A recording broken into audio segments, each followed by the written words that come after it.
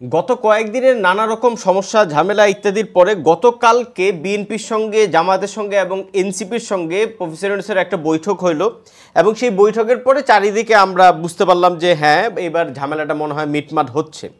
কিন্তু বাস্তবত ঝামেলাটা যত সহজে মিটমাট হচ্ছে বলে মনে হচ্ছে, গতকালকের প্রেস ব্রিফিংয়ের পরে সবাই আমরা যেরকম ধারণা করে নিচ্ছি যে হ্যাঁ এবার মিটেই গেল সমস্যা, বাস্তবত জিনিসটা আসলে সমস্যা এত সহজে মিটতেছে না।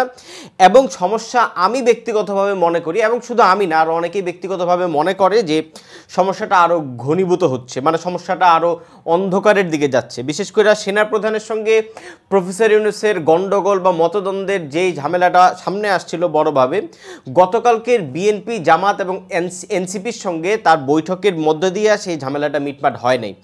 আমি আজকের ভিডিওতে মূলত সেই বিষয়টা একটু আলোচনা করার চেষ্টা করব যে কি কারণে আগামী দিনে আমাদের এই বর্তমান বাস্তবতা আরও কঠিন অবস্থার দিকে যাইতে পারে বা আরও ভয়াবহ অবস্থার দিকে যাইতে পারে। আমি আলাপটা শুরু করতে চাই গতকালকে দুপুরের প্রধান উপদেষ্টার অফিস থেকে আসা একটা বিবৃতিকে একটু উল্লেখ করে। আপনারা জানেন যে প্রধান উপদেষ্টার ফেসবুক পেজ থেকে এই বিবৃতিটা দেওয়া হয়েছিল এবং সেখানে বেশ কিছু ভয়ানক কথাবার্তা আছে। আমি আলাপগুলো একটু উল্লেখ করতে চাই, তারপরে আমি একটু ব্যাখ্যার লাইনে যাব। দেখেন, আমি পুরো স্ট্যাটাসটা পড়বো না, আমি একটু চুম্বকাংশ একটু পড়তে চাই। গতকালকে যেই মিটিংটা হয়েছিল, অর্থনৈতিক একটা মিটিং, সেই মিটিংয়ের পরে তারা বলতেছে যে একটা অনির্ধারিত, পূর্ব থেকে অনির্ধারিত একটা মিটিং উপদেষ্টাদের মাঝে হয়েছে। সেই মিটিংয়ের পরে তারা আসলে এই বিবৃতিটা দিছে। সেখানে তারা বলতেছে, মানে প্রধান উপদেষ্টার বিবৃতি বা প্রধান উপদেষ্টার অফিস থেকে বলা হচ্ছে যে এসব দায়িত্ব পালনে, মানে সরকারি নানা ধরনের দায়িত্ব, এসব দায়িত্ব পালনে বিভিন্ন সময় নানা ধরনের অযৌক্তিক দাবি দেওয়া, উদ্দেশ্য প্রণোদিত ও এখতিয়ার বহির্ভূত বক্তব্য এবং কর্মসূচি দিয়ে যেভাবে স্বাভাবিক কাজের পরিবেশ বাধাগ্রস্ত করে তোলা হচ্ছে এবং জনমনে সংশয় ও সন্দেহ সৃষ্টি করা হচ্ছে, তা নিয়ে বিস্তারিত আলোচনা হয় বৈঠকে। খেয়াল করেন শব্দগুলো কি। এই যে সরকারের কাজকর্মকে বাধাগ্রস্ত করার জন্য যারা উদ্দেশ্য প্রণোদিত বক্তব্য দিচ্ছে, এখতিয়ার বহির্ভূত বক্তব্য দিচ্ছে এবং নানা ধরনের কর্মসূচি দিচ্ছে যেগুলো তাদের এখতিয়ারের বাইরে, সেগুলো নিয়ে তারা আলোচনা করছে। খুব স্বাভাবিক যে এখানে এখতিয়ার বলতে আসলে কি বোঝানো হচ্ছে। এখতিয়ার বলতে বোঝানো হচ্ছে যে কয়দিন আগে সেনাপ্রধান বা সেনাবাহিনীর মানে তরফ থেকে যেই বার্তাটা আসছিল যে এই সরকারের নির্বাচন দিতে হবে ডিসেম্বরের মধ্যে, মানবিক করিডোর বা বন্দর সমাধান করার দায়িত্ব এই সরকারের না, এগুলো নির্বাচিত সরকারের মধ্যে দিয়ে আসতে হবে। এই যে তার বক্তব্যটা, এইটাকে সরকার এখতিয়ার বহির্ভূত বলতেছে। মানে তাদের মিটিংটা কমপ্লিটলি, গতকালকের মিটিংটা সরকার বলতেছে যে সেনাপ্রধানের ওই যে আলোচনা তার প্রেক্ষিতে ছিল। শেষে তারা বিবৃতিটা এইভাবে শেষ করতেছে, যদি পরাজিত শক্তির ইন্ধনে এবং বিদেশি ষড়যন্ত্রের অংশ হিসাবে সরকারের উপর আরোপিত দায়িত্ব পালনকে অসম্ভব করে তোলা হয়, তবে সরকারের সকল কারণ জনসমক্ষে উত্থাপন করে পরবর্তী সিদ্ধান্ত গ্রহণ করবে। মানে এই ধরনের কার্যক্রম মানে সেনাবাহিনীর এই কার্যক্রমকে তারা বলতেছে যে পরাজিত শক্তির ইন্ধন, মানে সেনাবাহিনীর যে এখতিয়ার বহির্ভূত বক্তব্য সেটাকে তারা বলতেছে পরাজিত শক্তির ইন্ধন, অর্থাৎ আওয়ামী লীগের ইন্ধন, এবং বিদেশি ষড়যন্ত্রের অংশ, মানে ভারতীয় ষড়যন্ত্রের অংশ। এইগুলাকে যখন কইরা তারা সরকারের কাজকে যদি অসম্ভব করে তোলা হয়, তাইলে সরকার জনসমক্ষে উত্থাপন করবে তার সকল কারণ। মানে এরপরে সরকার একটা বড় ধরনের অ্যাকশন নিবে, তার অ্যাকশনের পিছনে জনসমক্ষে কারণ উত্থাপন করবে। মানে আপনারা যদি জাস্ট এই দুইটা, মানে বিবৃতির যে মৌলিক বক্তব্য, এই দুইটাই বেসিক্যালি মৌলিক বক্তব্য, এই বক্তব্যটা যদি একটু খেয়াল করেন তাহলে আপনারা খুব ক্লিয়ারলি বুঝতে পারবেন যে সরকার এক ধরনের সরাসরি সেনাবাহিনীর এগেইনস্টে জিহাদ ঘোষণা করতেছে। দেখেন, গতকালকে রাতের যে মিটিংটা হয়েছে বিএনপির সঙ্গে, জামাতের সঙ্গে এবং ছাত্রদের সঙ্গে, সেটার মধ্যে দিয়ে আমরা বলতে পারি যে সরকার যেহেতু তাদেরকে আমন্ত্রণ জানাইছে, ফলে সরকার আসলে ফুল সিনারিওটা এক ধরনের কুল ডাউন করতে চায়।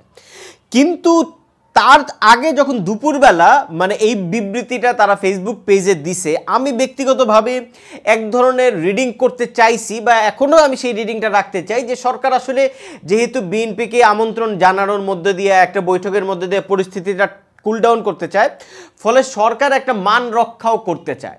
ফলে সরকারকে যেহেতু সরাসরি সেনাপ্রধান সরকারের এগেনস্টে একটা বিবৃতি দিছে, ফলে সরকারের একটা মান রক্ষা, মানে বিশেষ করে প্রফেসর ইউনূসের মান মর্যাদা রক্ষার জন্য প্রফেসর ইউনূস আসলে এই বিবৃতিটা দিয়ে থাকতে পারে, যেহেতু সরকার নিজেই আসলে পরিস্থিতি ঠান্ডা করতেছে, কিন্তু সরকার যে আসলে দুর্বল না, সরকার যে আসলে সেনাপ্রধানের পায়ে পড়া যাইতেছে না, সেটাও আর কি একটু পরিষ্কার করতে চায়। ফলে তারা আসলে এই বিবৃতিটা, এই যে সেনাবাহিনীর এখতিয়ার বহির্ভূত কোনটা, বা সেনাবাহিনী পরাজিত শক্তির হয়ে কাজ করতেছে, আওয়ামী লীগের হয়ে কাজ করতেছে, বা ভারতের হয়ে কাজ করতেছে, এই কথাগুলো বইলা সরকার আসলে তার যে অবস্থানটা, মানে সেনাবাহিনীর বাইরে তার অবস্থানটাকে একটু পোক্ত করতে চায়, মানে একদম দুর্বলতা সে হাজির করতে চায় না। এইটা একটা হইতে পারে। যদি আমরা এটা ধরে নিই, তাহলে আমরা বলতে পারি যে পরিস্থিতিটা আসলে সরকারের মুখের একটা গর্জন এটা দেখলাম। কিন্তু দুঃখজনক হইল যে সরকারের কিছু কাজকর্মে আবার মনে হচ্ছে যে তার এই বক্তব্য আসলে কমপ্লিটলি যাক মুখরোচক বক্তব্য না, এর বাইরে এটার সত্যতাও আছে। সত্যতার জায়গাগুলো দেখেন, যদি সেনাবাহিনীর এগেনস্টে তার এই যে জিহাদি বক্তব্য, প্রফেসর ইউনূসের অফিসে তার এই যে জিহাদি বক্তব্য, সেটার কিছু মানে বাস্তবতা আপনি যদি খেয়াল করেন, তাহলে আপনি দেখতে পারবেন যে প্রফেসর ইউনূস কিন্তু একটা জিনিস জানেন, যে তাকে যদি জেনারেল ওয়াকার কু কইরা ফালায় দেয়, তাইলে কিন্তু প্রফেসর ইউনূসকে তারা গিলতে পারবে না। মানে প্রফেসর ইউনূস একটা এমন এন্টিটি, একটা ইন্টারন্যাশনাল এন্টিটি, তাকে আসলে গেলা সম্ভব না। মানে এটা তারেক রহমানকেও গেলা সম্ভব, কিন্তু প্রফেসর ইউনূসকে গেলা সম্ভব না। হাসিনাকেও গিলে ফেলা সম্ভব, কিন্তু প্রফেসর ইউনূসকে গিলা ফেলা সম্ভব না। ফলে প্রফেসর ইউনূসের এই শক্তিটা প্রফেসর ইউনূসের জান। This is number 1। নাম্বার 2 হচ্ছে যে প্রফেসর ইউনূস বা এই টোটাল সরকারের এই বাস্তবতা, সবাই আমরা জানি একটা কনভেনশনাল উইজডম এইটা, যে 1/11 পুনরাবৃত্তি সেনাপ্রধান বা সেনাবাহিনী চায় না। সেনাবাহিনী যদি সেরকম কিছু চাইতো, সেনাবাহিনী 5 আগস্টেই সরকার গঠন করতে পারতো। মানে সেনাবাহিনী চায় না যে তারা একটা নতুন করে এই দায়িত্ব নেবে রাষ্ট্রের, একটা হিউজ গন্ডগোল, হিউজ একটা দায়িত্ব, এই দায়িত্ব সরকার সেনাবাহিনী নিতে চায় না। তারা আসলে এই বাস্তবতায় সরকারকে হেল্প করে তারা তাদের সৈন্য ইত্যাদি ব্যারাকে ফিরে নিয়ে যেতে চায়।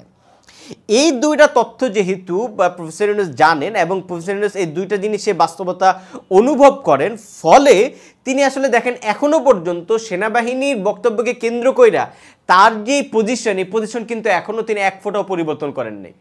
দেখেন, যেই খলিলুর রহমানকে কেন্দ্র করে এত গন্ডগোল, সেই খলিলুর রহমানকে তিনি এখনো তার লাগেজে বহন করে যাচ্ছেন।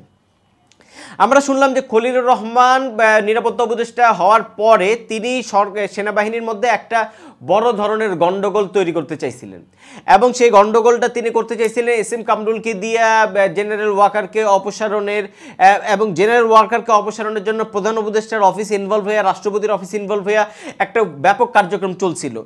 এই সব কিছুর পরে আপনি যদি দেখেন, সেই খলিলুর রহমান কিন্তু স্টিল এই সরকারের সঙ্গে আছে, এবং এই সরকার খুব ক্লিয়ারলি বলতেছে যে তারা আসলে মানে কোনো প্রকার খলিলুর রহমান বা এই যে তার যে সেটেলমেন্টের পরিবর্তন তারা আনবে না। এবং গতকালকে এই বিবৃতিটা সেটাকেই আরও বড়ভাবে সেটা আরও ইস্টাবলিশ করে, তারা আরও বলতে চায় যে না, আমরা কোনো পরিবর্তন করব না। দ্বিতীয়ত দেখেন, এই সরকারের এখনকার মুখপাত্রকে, এই সরকারের একদম মানে আমরা যদি বলি আনঅফিসিয়াল মুখপাত্র হয়ে গেছে পিনাকি ভট্টাচার্য, ইলিয়াস হোসেন এবং কনক সারওয়ার। এই যে লোকগুলা, যেই লোকগুলা কনস্ট্যান্ট সেনাবাহিনীর এগেইনস্টে কথা বলে, কনস্ট্যান্ট সেনাবাহিনীর বিরুদ্ধে বিষোদ্গার করে, এবং যারা বলে যে এই যে সরকার যেভাবে বলতেছে পরাজিত শক্তির ইন্ধন এবং বিদেশি ষড়যন্ত্রের অংশ, এবং এগুলো তাদের এখতিয়ার বহির্ভূত বক্তব্য, সেনাবাহিনীর এগেইনস্টে এই ধরনের এলিগেশন তারা দিনরাত হরহামেশা ফেসবুকে ইউটিউবে দিতে থাকে, সেই লোকগুলোকে এখন আপনি দেখেন প্রফেসর ইউনূসকে তার মুখপাত্র হিসাবে অলরেডি আনঅফিসিয়াল মুখপাত্র হিসাবে তৈরি করে ফেলছেন। কাজেই আমরা বলতে পারি যে সেনাবাহিনীর এগেইনস্টে এই যে বিবৃতিটা গতকালকে দুপুরে দিছিল মানে প্রধান উপদেষ্টার অফিস, সেটা আসলে জাস্ট মুখরোচক না, এবং সেটা জাস্ট মানরক্ষামূলক না, সেটার মধ্যে কিছু বেইজ আছে। এই জিহাদ, সেনাবাহিনীর এগেইনস্টে কিছু জিহাদের একটা বেইজ আছে, এবং আমরা বলতে পারি যে এই জিনিসটা মানে একটু অ্যালার্মিং এই অর্থে যে আমরা তো আসলে মানে আমরা যারা জনগণ, আমরা যারা সাধারণ নিরপেক্ষ জায়গা থেকে জিনিসগুলো দেখার চেষ্টা করি, আমরা খুব ভালোই বুঝতে পারি যে যদি আমরা আমাদের এই সরকারের মধ্য দিয়ে, প্রফেসর ইউনূসের সরকারের মধ্য দিয়ে সংস্কার কার্যক্রমটাকে আগায় নিতে চাই, তাইলে কিন্তু আমরা বুঝি যে আপনি যদি সেনাবাহিনীর এগেইনস্টে সেনাবাহিনীকে এই জায়গা থেকে সরাইতে চান, তাইলে এই কাজ মোটেও সহজ হবে না। সেনাবাহিনী আর বিএনপি যখন এক কোর্টে চলে গেছে, গেছে, তখন এটা মোটেও ইজি কাজ হবে না যে আপনি সেনাবাহিনীকে ফালায় দিয়া আপনি বিএনপিকে সেনাবাহিনীর এগেনস্টে আপনারা দূরে ঠেলে দিয়ে ব্যাপক সুন্দর করে সংস্কার কার্যক্রম করতে পারবেন। আমাদের দরকার সংস্কার। আমরা এই রাষ্ট্রের মৌলিক পরিবর্তনের জন্য প্রফেসর ইউনূসকে আনছি বা ডাকছি, এবং এটা শুধু যে ছাত্ররা আনছে বিষয়টা নট লাইক দ্যাট। ছাত্ররা এই আন্দোলনের লিড দিয়েছে, কিন্তু তারা এটার একটা পক্ষ বা এটার একটা অংশীদার। তারাই এই আন্দোলনের একমাত্র অংশীদার বা একমাত্র মালিক সেটা কিন্তু না। এই পুরা বাস্তবতাটা যদি আমরা অনুধাবন করি তাহলে আমরা বুঝতে পারি যে প্রফেসর ইউনূসের যে সরকার পরিচালনার যে ভঙ্গি, সেখানে আমাদের সবার ইনভলভমেন্ট, আমাদের সবার যেখানে চাহিদা সেখানে যুক্ত। ফলে প্রফেসর ইউনূস যদি সরাসরি সেনাপ্রধান সেনাবাহিনীর এগেনস্টে গিয়া তার একটা মানে সেনাবাহিনীর এগেনস্টে জিহাদ ঘোষণা কইরা তার সংস্কার কার্যক্রম, তার নির্বাচন ঘটায় দেওয়া, এই বিষয়গুলোর পরিকল্পনা করেন, তাইলে আমাদের খুব ব্যর্থভাবে বলতে হয় যে এটা কখনোই আলোর মুখ দেখবে না, কখনোই এটা সফল হবে না। পক্ষান্তরে আমাদের যে এই সরকার খুব ইন্ডিয়ার এগেনস্টে খুব বোল্ড মুভ নিছে, এবং সেগুলোও আসলে এক পর্যায়ে হুমকির মুখে পড়ে যাবে। কারণ আপনি যদি মানে আপনার নিজের ইন্ডিয়ার মতো একটা ব্যাপক এন্টিটিকে যদি আপনি মোকাবেলা করতে চান, তাহলে আপনি সেনাবাহিনীকে বাদ দিয়া আপনার বিরোধী দল বলি, আমরা বিএনপি বলি, এত বড় একটা পলিটিক্যাল সেটেলমেন্ট, তাদেরকে বাদ দিয়া আপনি একলা মানে আপনি জাস্ট একজন আন্তর্জাতিক খ্যাতিমান ব্যক্তি, যে আপনাকে গেলা সম্ভব না, আপনাকে হজম করা সম্ভব না, জাস্ট এই মানে ম্যান্ডেটে আপনি যদি যে কোনো কিছু একা করে ফেলবেন, এবং আপনার পাশে ওই যে কয়েকজন মন্ত্রী মিনিস্টার নিয়া আর কয়েকটা মানে কি বলে অজনপ্রিয় ছাত্রদেরকে নিয়া, তাইলে তো আমি মনে করি যে মানে প্রফেসর ইউনূস আসলে একটু মানে অদ্ভুত একটা পরিকল্পনার মধ্যে আছেন। আমি বলতে চাই যে প্রফেসর ইউনূসের খুবই জনপ্রিয়তা আছে, এবং গতকালকেও আমরা সেটা দেখতে পাইলাম। গতকালকে বিএনপির সঙ্গে তার বৈঠকের পরে এবং পদত্যাগের বিষয়টা বাদের হাজির হওয়ার পরে অন্তত সোশ্যাল মিডিয়ায় প্রফেসর ইউনূসের একটা ব্যাপক আছে, জনপ্রিয়তা আছে। প্রফেসর ইউনূস যদি বলেন যে এই যে জনসমক্ষে উদ্যাপন করবে, জনগণকে সঙ্গে নিয়ে তিনি যদি সেনাবাহিনীর এগেনস্টে যায়, তিনি যদি এই বিষয়টা ভাইবা থাকেন, এই জনপ্রিয় যে এন্টিটি এটাকে সঙ্গে নিয়ে তিনি যদি আসলে এই ধরনের রিস্কি কর্মকাণ্ডে ঢুকে যাওয়ার চেষ্টা করেন, আমি মনে করি যে এইটা আসলে আরও বড় ঝুঁকির কাজ হবে। কারণ সেক্ষেত্রে একটা টোটাল রাষ্ট্রের মধ্যে একটা মানে আমরা বলতে পারি একটা যুদ্ধাবস্থা তৈরি হওয়ার সম্ভাবনা থাকে। কারণ আমরা বলতে পারি যে বিএনপি বলেন বা অন্যান্য যে পলিটিক্যাল সমর্থন বলেন, তাদের সংখ্যাও কম না, সেই ধরনের জনগণও কম না। ফলে সোশ্যাল মিডিয়ার এই যে মানে হাইপ তোলা যে জনগণ, তাদেরকে সঙ্গে নিয়ে যদি আপনি যে সবাইকে বাদ দিয়ে একা সব কিছু ঘটায় ফেলতে চান, তাইলে আমি মনে করি যে এটা মানে ভুল সিদ্ধান্ত হবে। এবং আমি মনে করি যে সরকারের সবাইকে সঙ্গে নিয়ে, সেনাপ্রধান সেনাবাহিনী বিএনপি সবাইকে সঙ্গে নিয়ে একসঙ্গে কাজ করাটাই সবচেয়ে ভালো এবং সবচেয়ে মানে সুন্দর হবে।